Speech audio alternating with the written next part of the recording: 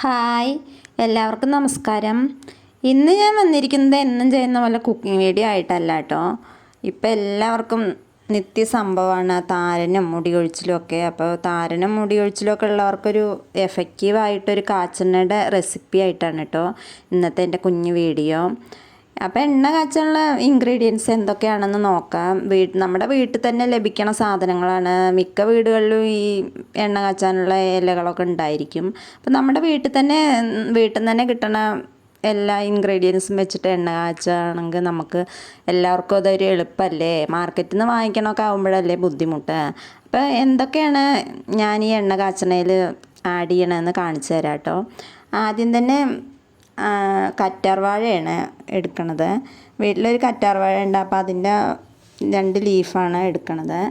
പിന്നെ ആര്യവേപ്പില എടുക്കുന്നുണ്ട്, അതുപോലെ തന്നെ പനിക്കൂർക്ക എടുക്കുന്നുണ്ട്, ചെമ്പരത്തി ഇലയും കുറച്ച് എടുക്കുന്നുണ്ട്, പിന്നെ ചെമ്പരത്തി പൂവും കൂട്ടുന്നുണ്ട്, അതേപോലെ തന്നെ തുളസി ഇല, കറിവേപ്പില, മുരിങ്ങയില ഇതൊക്കെയാണ് ചേർക്കണത്.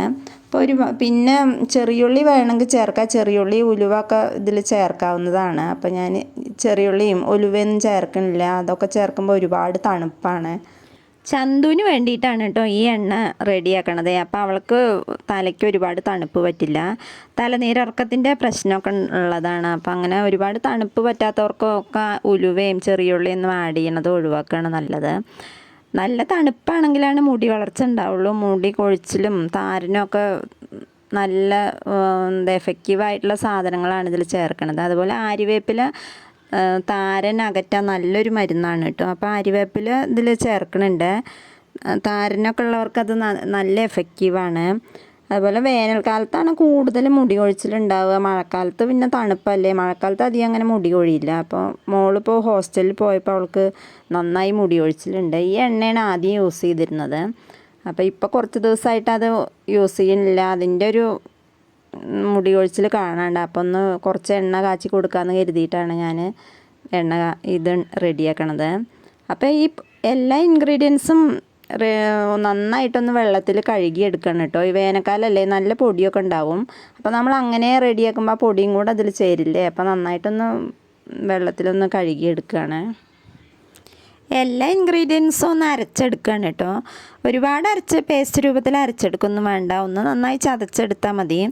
അപ്പോൾ മിക്സിയുടെ ജാറിലിട്ടിട്ട് എല്ലാം കൂടി ഒന്ന് അരച്ചെടുക്കുകയാണ്. കറ്റാർവാഴ മാത്രം അതുപോലെ അതിൻ്റെ ആ നടുവെ പൊളിച്ച ശേഷം അതിൽ ജെല്ല് മാത്രമാണ് കേട്ടോ എടുക്കണത്. അപ്പോൾ അതിനെ എല്ലാം കൂടെ ഒന്ന് മിക്സിയുടെ ജാറിലിട്ടൊന്ന് അരച്ചെടുത്തു. എന്നിട്ട് എണ്ണ ചൂടാവുമ്പോൾ അതിലേക്ക് ചേർത്ത് കൊടുക്കുകയാണ് ചെയ്യണത്.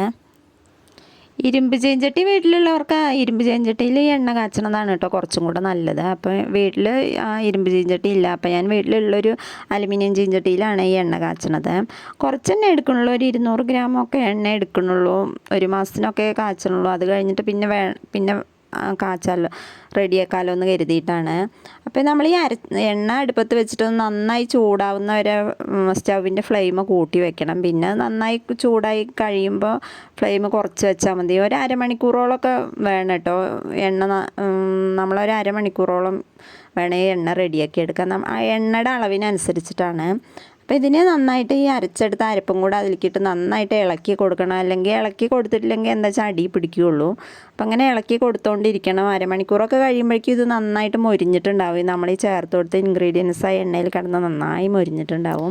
ഏറ്റവും ലാസ്റ്റ് എണ്ണ വാങ്ങുന്നതിന് മുന്നേ തന്നെ കുറച്ച് കരിഞ്ജീരകവും കൂടി അതിൽ ചേർത്ത് കൊടുക്കുകയാണ്. കരിഞ്ജീരകം ചേർത്ത് കൊടുക്കണം എന്തിനാ വെച്ചാൽ നല്ല എണ്ണയ്ക്ക് നല്ല കറുപ്പ് കളർ കിട്ടാൻ വേണ്ടിയിട്ടാണ്. പിന്നെ കരിഞ്ജീരകം മുടി വളർച്ചയ്ക്ക് നല്ലതാണ്, നല്ലൊരു ഔഷധമാണ്. കരിഞ്ജീരകവും കൂടെ അതിന് വേണ്ടിയിട്ടാണ്, ഈ കറുപ്പ് കളർ കിട്ടാനും പിന്നെ മുടി വളർച്ചയ്ക്ക് നല്ലൊരു ഔഷധമാണ്. അതും കൂടെ ചേർത്ത് കൊടുക്കുന്നുണ്ട്. അതിന് ശേഷം ഏറ്റവും ലാസ്റ്റ് എണ്ണ മൂത്തോന്ന് അറിയാനാണ് കേട്ടോ ഒരു തണ്ട് കറിവേപ്പില ഇട്ട് കൊടുക്കുകയാണ്. അങ്ങനെ കറിവേപ്പില ഇട്ട് കൊടുക്കുമ്പോൾ നല്ല പൊട്ടും, ഒരു പൊട്ടണ സൗണ്ട് കേൾക്കുമ്പോൾ എണ്ണ മൂത്തു എന്ന് മനസ്സിലാവും. അങ്ങനെ എണ്ണ ഇപ്പോൾ റെഡി ആയിട്ടുണ്ട്. അപ്പോൾ അതിൽ ആ ഇൻഗ്രീഡിയൻസിനെ ഒന്ന് നന്നായിട്ട് മിക്സാക്കി കൊടുക്കുകയാണ് കൈകൊണ്ട്. എണ്ണ തണുത്ത് കഴിഞ്ഞിട്ട് കേട്ടോ. അങ്ങനെ അതിനെ ഒരു അരിപ്പ വെച്ചിട്ട് ഒരു ഗ്ലാസ്സിലേക്ക് ഒഴിച്ചെടുത്ത് ഞാൻ കുപ്പിയിൽ നിറച്ച് വെച്ചു. പിന്നെ ചന്ദനയുടെ മുടിയിൽ ഒരു അരമണിക്കൂറോളം തേച്ച് പിടിപ്പിക്കുകയാണ്. ഈ എണ്ണ ഇങ്ങനെ തലയിൽ കുളിക്കണതിന് ഒരു 10 മിനിറ്റ് മുന്നേ അല്ലെങ്കിൽ ഒരു അരമണിക്കൂർ സമയമുള്ളവർക്ക് ഒരു അരമണിക്കൂർ മുന്നേ തന്നെ തേച്ച് പിടിപ്പിക്കണതാണ് കേട്ടോ നല്ലത്. എന്നിട്ട് നല്ല വെള്ളത്തിൽ, നല്ല തണുത്ത വെള്ളത്തിൽ തല കഴുകുമ്പോൾ മുടിക്ക് നല്ലൊരു മണമുണ്ട്. ഈ എണ്ണ കരിഞ്ജീരകത്തിൻ്റെയൊക്കെ ആഡ് ചെയ്ത കാരണമാണ് തോന്നുന്നു, നല്ല മണമാണ് കേട്ടോ ഈ എണ്ണയ്ക്ക്. മണം മാത്രമല്ല ഈ എണ്ണയ്ക്ക് നല്ല കറുപ്പ് കളറും ഉണ്ട് കേട്ടോ. കരിഞ്ജീരകം ആഡ് ചെയ്ത കാരണമാണ് നല്ല കറുപ്പ് കളറ്. സാധാരണ കാച്ചെണ്ണയ്ക്കൊക്കെ ഒരു പച്ച കളറായിരിക്കും, അപ്പോൾ ഈ കരിഞ്ജീരകവും കൂടെ ചേർക്കണ കാരണം നല്ല കറുപ്പ് കളറും ഉണ്ട്. അപ്പോൾ ഇന്നത്തെ വിശേഷം ഇത്രയൊക്കെ ഉള്ളൂ. വീഡിയോ ഇഷ്ടപ്പെട്ട സപ്പോർട്ട് ചെയ്യണേ.